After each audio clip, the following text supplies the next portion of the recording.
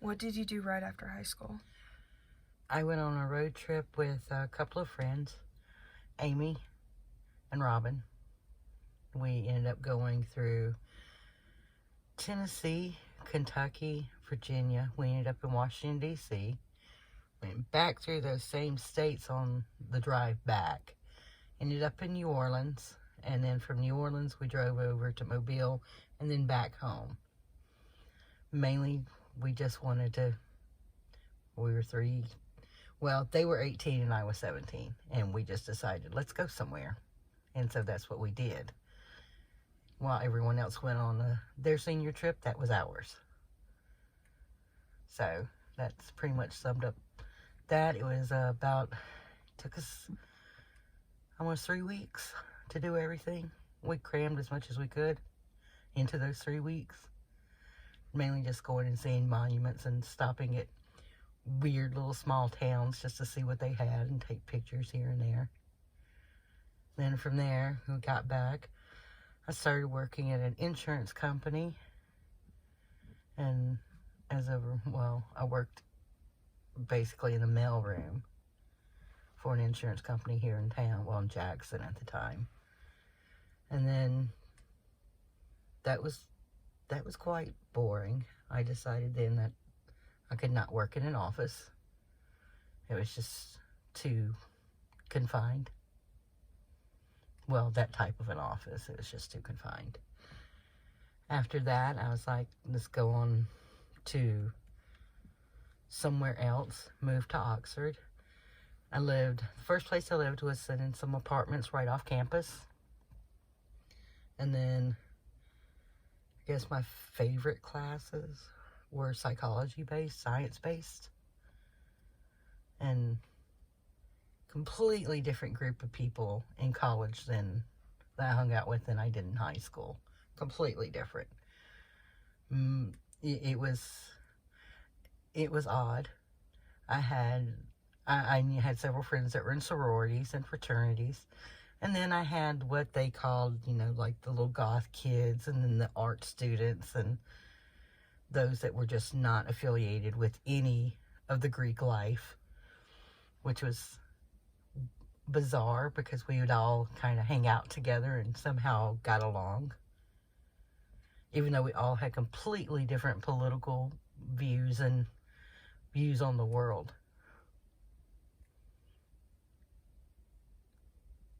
But I guess, I forgot his last name, but Tony, he was a grad student in the art department. He later moved off to New York City. And I would run 2 miles and walk 2 miles every morning. And there was this one little art gallery right off the square. And one day I just was running by and I saw this very dark artwork in the sense of just the feeling of it was just dark. But I liked it. And it was later that I found out that Tony was the one who did the artwork. And he was a former Army Ranger. And so after meeting with him, I met another guy named Luke, who was a Navy SEAL, and found out by going to a ball with him, because he was gay, he could not take his boyfriend, and because he was a SEAL, he had to put on certain airs, so to speak. And because he asked and told me the situation, I went to a military ball with him. Probably the only a handful of people that were in the Navy that I've ever gotten along with. After about a year and a half in the apartment, there was Janie and Patricia. Janie worked in the bookstore on campus, and Patricia was just another student. She was from Virginia. We all three decided to rent a house together, and that went it was a nice little experience. It was an older home off the square. The lady told us that she didn't care what we did, just as long as we kept her flowers alive. So that's when I kind of got interested in gardening, because we had to keep her flowers alive. After that, I guess about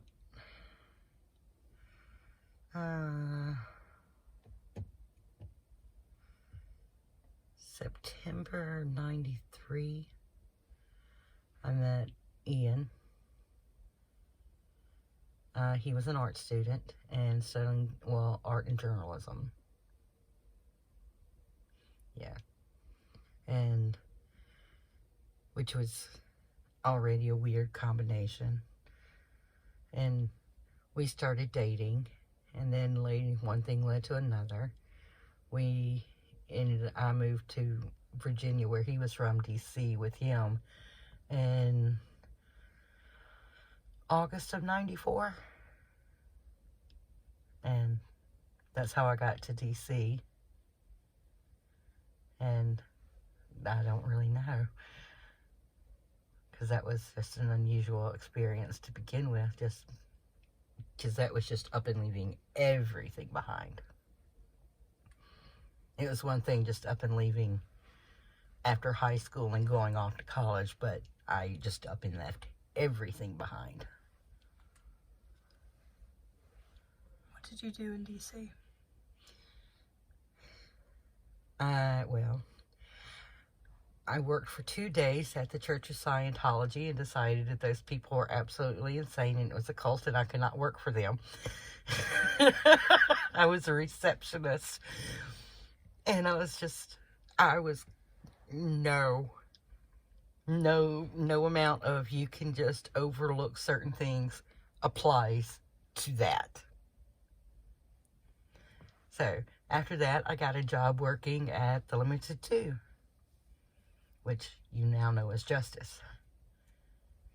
And got hired on, and then 3 months later, I was made an assistant manager.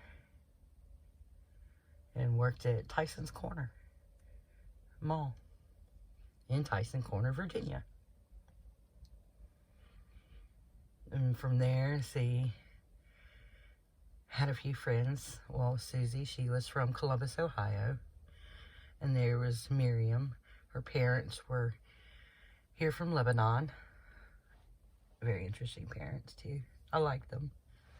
Her dad and brother would always come on the nights that she was working late, and then it became when I was closing with her, they would make sure I got to my car safely.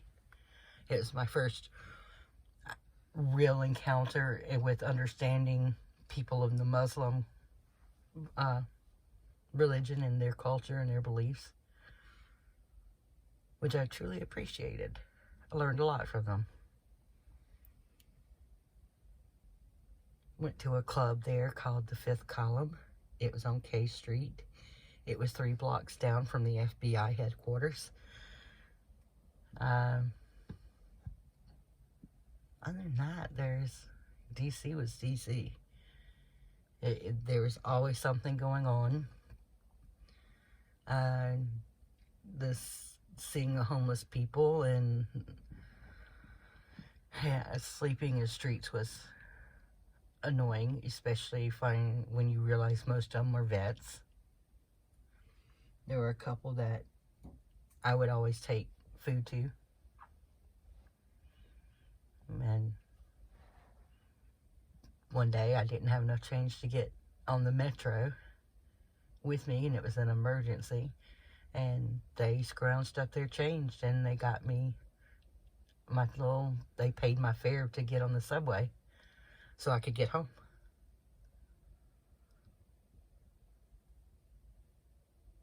And then I was there during the time Bill Clinton was there. It's interesting when you're trying to get to work and they shut down beltways or they shut down roads because, hey, the president wants to go for a joyride. But you get used to it. Yeah, you get used to vehicles that have tags that say diplomat on them stopping in the middle of the beltway because there is a flake of snow that has just fallen and someone doesn't know how to drive in the snow, so they just get out of their vehicle and leave it there and wait for someone to come and get them. People are strange. That's what I learned about DC. As strange as they are from all over the world, they're still the same. So, around what time did you leave DC? And how old were you at this point? Oh my God. Let me think. We left DC for New Orleans in 97. So at that point, I would have been about 24. And then, is that right? God, me and my math are horrible. Yes, that's right. So it's about 23, 24. Then moved to New Orleans. New Orleans. First time I ever went to New Orleans was on a field trip when I was in high school. I pretty much knew then that that was home. And when I went back, I still knew that perhaps in a past life I had lived there. It was home. It was the only place, and still the only place I have ever been where I felt like, not that I belonged, but it belonged to me. And that's hard to explain. It's more than just the energy of the place or the people. It was everything at once. It becomes a part of you, and you are a part of it. Yeah, it was just one with me. And then after that, divorced. Because, no, just couldn't stay then in that relationship. Army, and just, I can't. But what did you do in New Orleans? I bartended. Well, I worked at Service Merchandise. I was a bartender on Bourbon Street. Around what time? Oh. That was in 99 when I bartended. 99, early 90, late 98 and 99. Before that, I worked at Service Merchandise and retail. Went to school there for a short spell. And did not like an English teacher. Well, professor. No matter what I wrote, it was never good enough. And yes, I will admit that I did something wrong. And my friend Joanna, I wrote a paper for her. And I wrote my own paper. Joanna got an A, and I got a D. Exact same writing styles. Everything was the same. And took it to the head of the English department. And even he could tell just by reading it was written by the same person. And he questioned it and did not have to go to that English teacher any longer. Let's see, after that. While you were in New Orleans after the divorce, where did you live? I lived on St. Anne. It's in the quarter. It was, there's only one way to say it. It was in the gay neighborhood. I had a couple that lived next door to me, a gay couple, and then I had a single gay male that lived on the other side of me. It's the safest place I've ever lived. It was behind a iron and brick fence, and no one got in that did not belong there. They knew what time I would be home in the mornings when I'd get off work after I would drop off the deposits. And I knew when they weren't home. It was a nice little community. About how long were you in New Orleans and when did you leave? Let's see. Oh, wow. Let's see.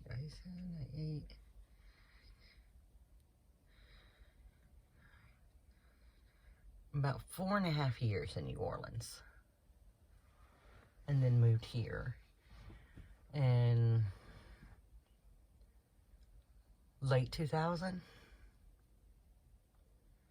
Because I was in New Orleans when the ball dropped for the year 2000.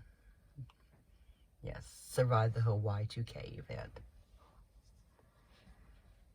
You're a little young for that, but you'll understand later the insanity of people thinking that everything would shut down because the computers wouldn't understand that it was a new time. Yeah. What did you do when you moved back here? Where did you go at first? I moved to Brandon. I came back here and started bartending in a restaurant.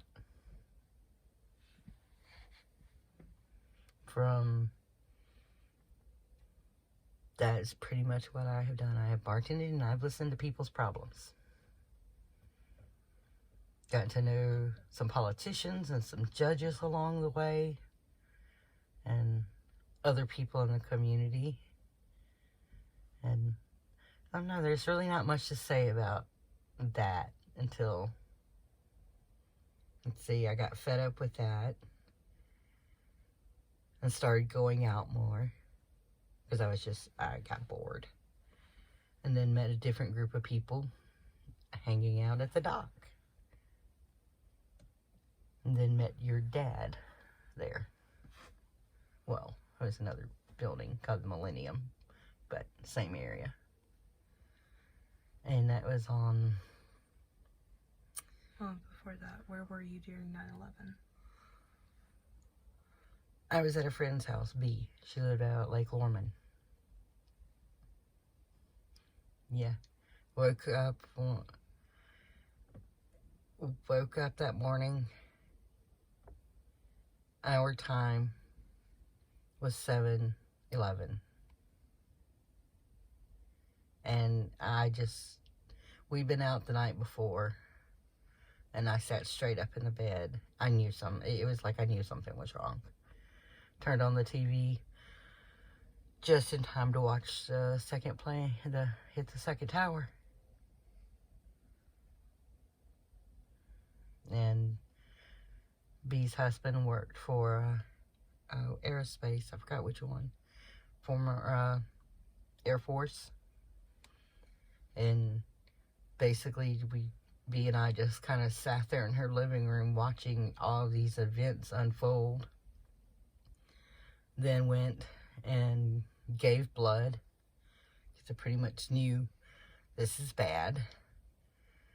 Only to find out while we're sitting there giving blood that watching the towers fall. It was just one of those moments that there's many things with that day that were messed up. And many things that they shouldn't have shown, but they need to be seen. When did you meet my dad? October the 27th, 2001. At Millennium. It was a Halloween event going on that night.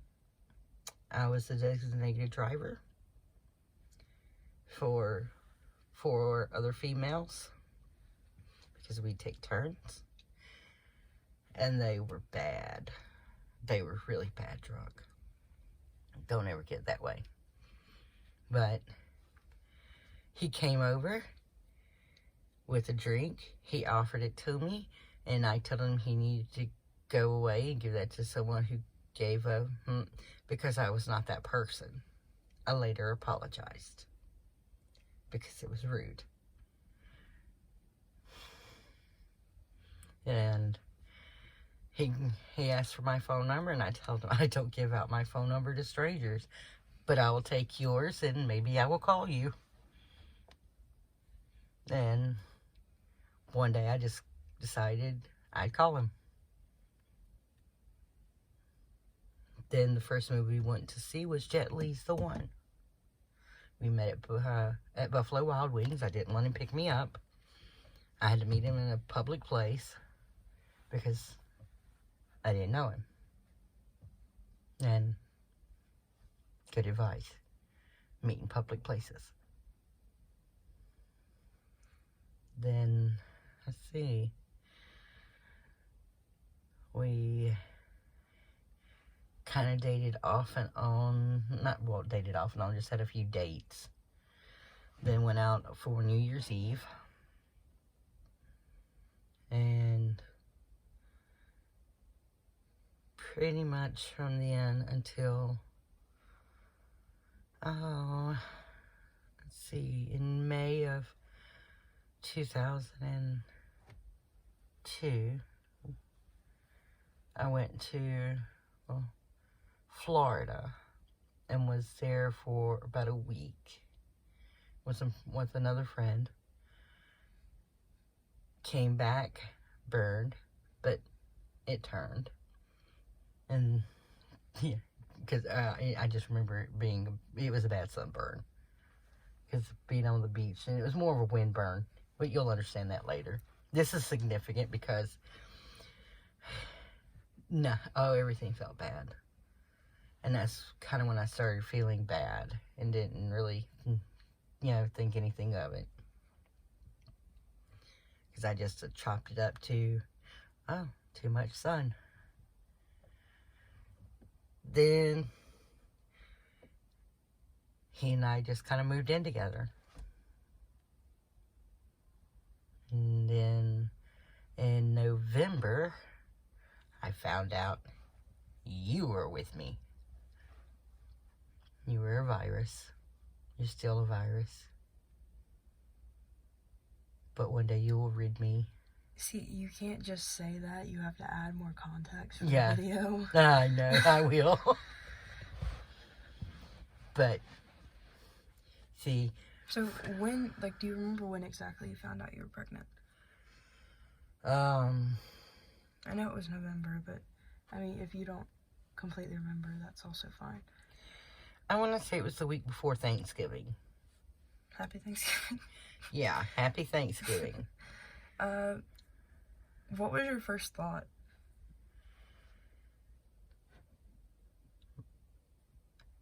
My first thought? Yeah. Was, oh my God. Really? And nothing against being pregnant. It was the thought that they thought I had West Nile. And that's why I call you my virus. And then it found out that, no, I did not have that. Then they thought I had a meningitis. I did not have meningitis. And so they kept pumping me with all of these drugs because my spine hurt bad. And I just felt awful. And I could not keep anything down. But why did they think you had a virus? Well, because I'm irregular. But, I mean, and my blood cell count was high. But, I mean, wouldn't they have done a pregnancy test? I'm getting to that. Yes, they did, but that's what I mean by I was irregular. So, all of the urine tests came back negative. And it wasn't until November when a doctor's like, I think I know, and I'm going to need to draw some blood. And the blood test came back positive, even though I just done another urine test, and it was negative. Do they have any explanation for that? And no, other than it happens like that sometimes. It's just how the body processes things. It's weird how it happens sometimes. So why was, you said before that it was sort of surprising when you found out just a little bit. So, why was it surprising? Because I wasn't supposed to be able to have children. Because I had my tubes tied. So, surprise! They grow back. It's not fail safe. That's why. And then you came along in February, 22.5 inches, 8 pounds, 3 ounces, bundle of, Mom! That's annoying. Yes, I know. For this interview, that's annoying. When did you meet my godfather? Oh, when did I meet Tim? I met Tim in July of 2002. And I met him through your dad. We went to his house for a cookout. Yeah. Yeah, it's hard to explain that one. Well, he was friends with another guy who knew him, and so that's how it came about. So, I can't really explain much other than that. What kind of fashion did you see becoming popular in the 90s? Grunge. Or what people considered to be grunge. And can you describe that? No. I can't describe what real grunge is. No one can really describe it. It's just grunge. You're making this more difficult. There were so many different styles going on. You had the... let me break it down into a couple of groups. One group, you have the palazzo pants, and you could see the 40s influence and the rockabilly influence on this group and their fashions. Then you have this grunge wear where you've got the flannels, the t-shirts, the hiking boots, and just messy look altogether. And then you have the African pride, and where you have all of these fashions that are based around the pride of, coming from Africa. And so there was many that came together and rose up during that time.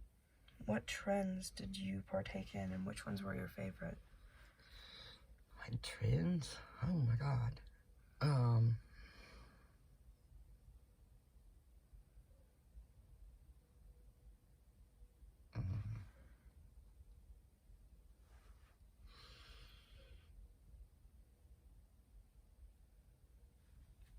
I'm thinking. Do you know how long ago that was? What kind of music did you listen to? Oh, I listened to all kinds. I still listen to all kinds.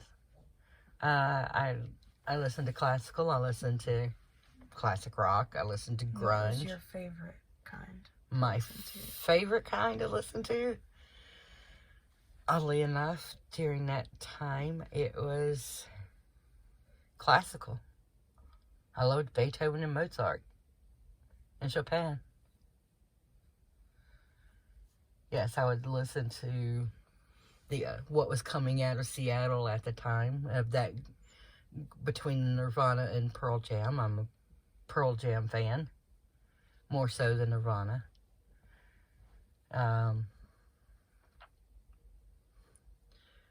But I would listen to the rap because it was big. I just listened to a variety of music. It's hard to explain. Did you go to any concerts? Yes, I went to many concerts. I saw Def Leppard. I saw Guns N' Roses. I saw Elton John, and I saw the Eagles. I saw Fleetwood Mac. I saw Pearl Jam. I seen Dave Matthews. God. What was your favorite concert? Pearl Jam in New Orleans. They're my favorite. The concert was supposed to be over, and lights are up, and no one wanted to leave. And so for the next hour, they did an acoustic show as they remembered that they were in New Orleans and the night was just begun. How did you feel when you heard about Kurt Cobain?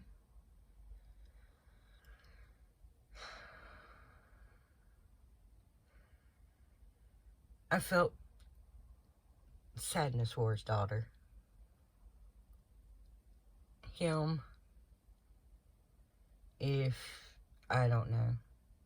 I guess in a way I felt good for him that, and this is going to sound wrong no matter how I say it, that he found a way to escape his pain.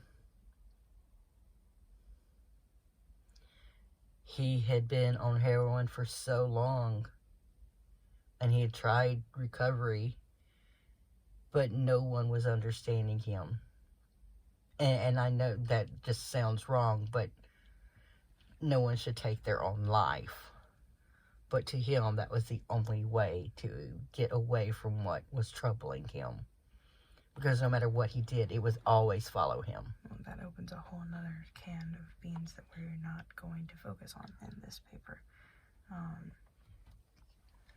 So what was you had a lot of, or knew a lot of people and had a lot of friends throughout the 90s that were some LGBT identity. So the AIDS crisis was it picked up a lot in the like kind of 70s and 80s, but in the 90s it was still very much around and very much prominent. So what was kind of your reaction to everything that was happening? Okay. Let's clarify a couple of things. The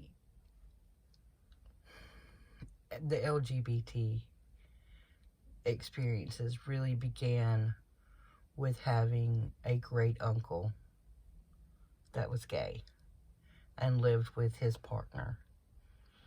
When I was 8, I found that out. I had a second cousin that was gay. Well, that is gay because he's still living.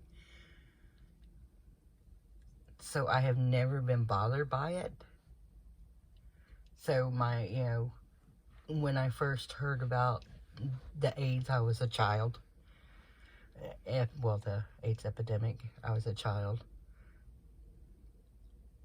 I was always bothered and still bothered by how people were treated and are still stigmatized by it and stereotyped of how they must live their lives, or they're this, and anyone can get it. Death doesn't choose randomly. It's coming for you. And I met the guy the doctor at NIH that was over the research of AIDS when I lived in DC. And arrogant does not begin to describe that man. And I still stay firm with the French knew long before the Americans of what was going on.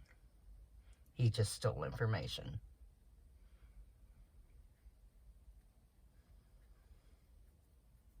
That's it.